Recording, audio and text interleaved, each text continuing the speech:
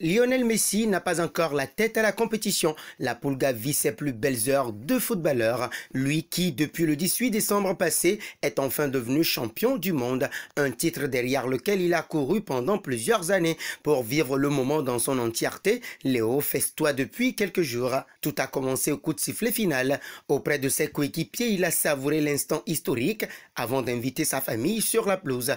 De Doha à Buenos Aires, il aura de nouveau remis ça. Et depuis, ce sont des festivités privées, comme sur cette vidéo qui vient d'être dévoilée sur les réseaux sociaux.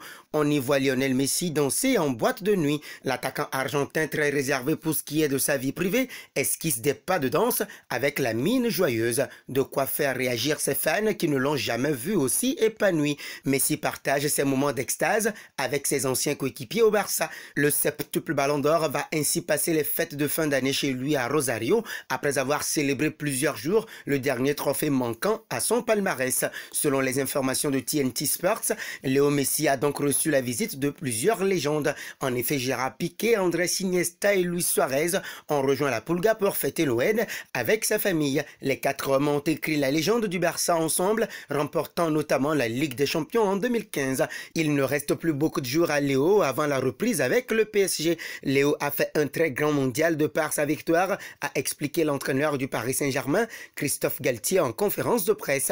Il a dû rentrer en Argentine pour les célébrer et on a décidé qu'il allait couper jusqu'au 1er janvier. L'Albi Céleste manquera ainsi les deux prochaines rencontres du PSG en Ligue 1, à domicile contre Strasbourg et à l'extérieur à Lens.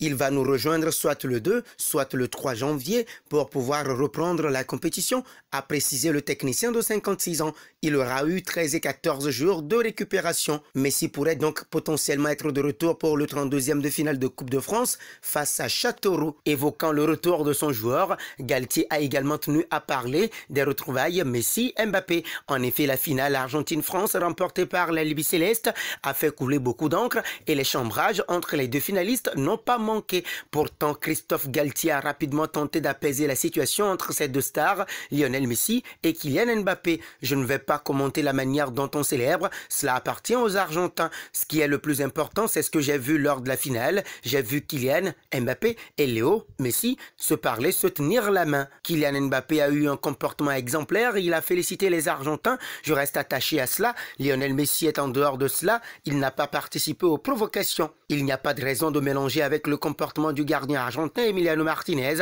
a assuré le coach parisien devant la presse.